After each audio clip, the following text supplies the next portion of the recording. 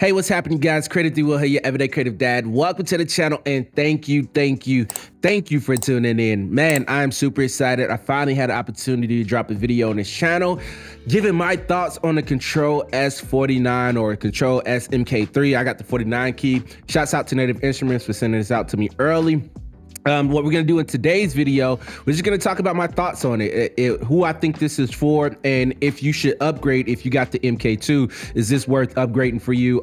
Yeah, so it's not gonna be an in-depth video. I'm gonna do an in-depth tutorial once Native Instruments work out some of the kinks in the software. Like I said, this is kind of like a pre-release model, so the full version of this working model isn't out yet. So it does work in Logic, but it doesn't work in my DAW, which I use Cubase, and other DAWs. So the one that it's working for right now solely is in Logic, and I don't have access to Logic. So, but we still gonna dive in and talk about my thoughts and have a dope time. So you guys already know what's up, man. Let's dive in and let's get creative.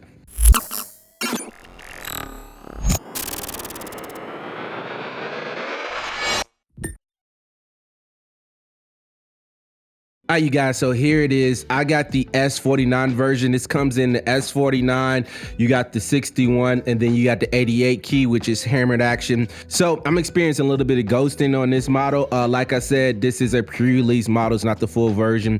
Native Instruments will be sending me out another one, so just ignore that and let's just talk about it. So here it is, man. The elephant in the room, the big change to this is the actual screen. So we now have this new LED display that's a lot bigger, and I absolutely, for one, I love it. I think this was the best upgrade to this entire model because it allows me to browse my sounds a lot easier than the previous two screens and navigating through all of those windows.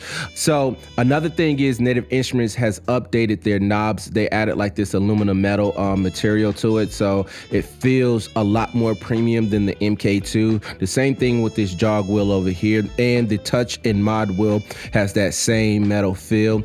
They actually changed the place of this touch strip. Before, it was actually at the bottom.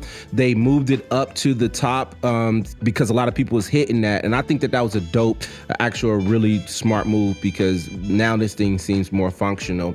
Now let's move over here to this section right here. So you got your play assist, you got your shift, and all the normal transport controls, you have those right there, and then you got your play assist. If you're familiar with the MK2, then you notice that they do not have the keyboard mode and all the other modes that you would utilize this inside a machine. So if you are a machine user and you plan on utilizing this specifically with the machine software, then I don't know if this is the right one for you. You might want to stick with the MK2 version, which isn't a bad deal right now because it should be a lot cheaper once this drops and hits the market. So if you utilizing this just to control machine and utilized all of those features where they just played well, it was plug and play, then in the keyboard mode and all that other stuff where you can select different tracks and everything inside a machine, then this doesn't have those features on it. I think Native Instruments is going the route of having this inside of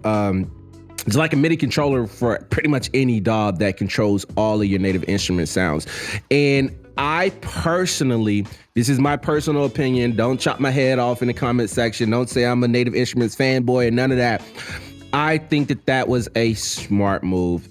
If I wanted to control anything with the machine, then I'm gonna use the M32, which is my favorite keyboard in the machine. I don't need the full, I got the machine to browse the sounds and everything like that, which makes perfect sense.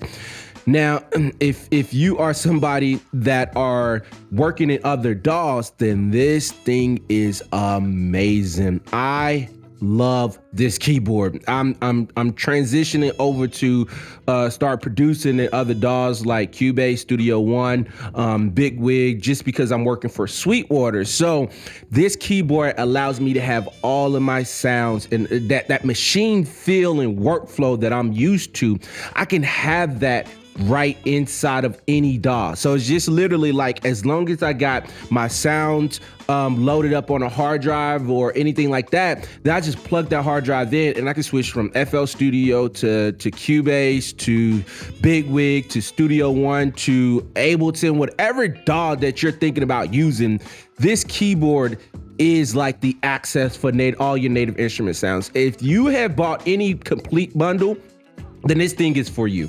And so I love the fact that we now have we had this in the previous versions, but they updated the DAW navigation function.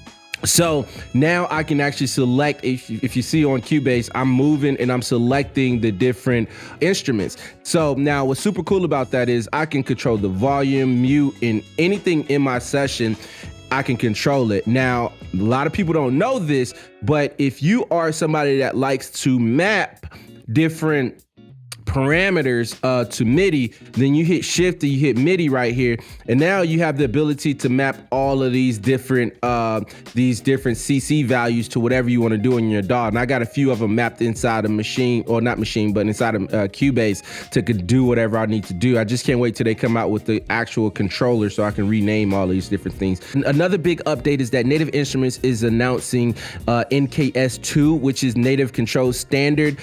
What that is in the previous version, you had to tab and hit all these different pages over just to get to certain things. But in the new updated model, all you got to do is come over here to edit, and now you have access to a whole bunch of different parameters right from the keyboard. So you got your effects, you got your filters, and they have these categorized in a decent way, so you don't have to do so much menu diving. I think that was a really smart move, especially with all the different brands that are implementing that NKS, that Native Control Standard, into their software, like Arteria, Yuhi, Output Sounds.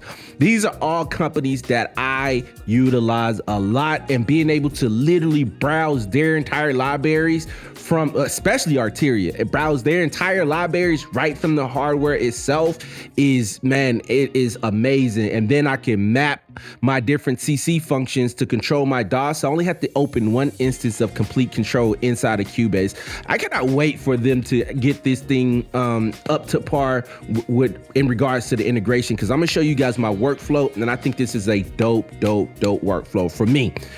So that's pretty much it. I didn't want this to be a deep dive video. I did want to get on here and just talk to you guys and show my face and tell y'all my thoughts on the MK3.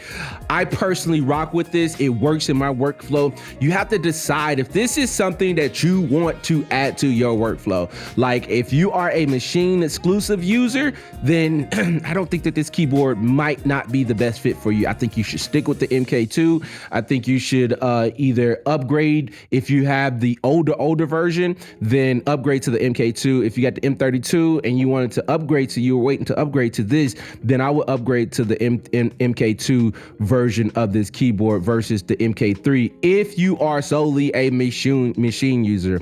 I personally used to make beats inside of the machine 100%, and I'm venturing off to other DAWs, and I'm taking this keyboard with me. It's my favorite piece of hardware, I think, right now from Native Instruments, is this thing. Once they work out all the kinks, like I said, this is a pre-release model. So if you guys found any value in this video, then please do me a favor, hit that thumbs up, subscribe to this channel, and then hit that notification bell so you don't miss any of my future up and coming videos. I hope you guys like this video, and I hope it helps somebody. Until next time, you guys be creative.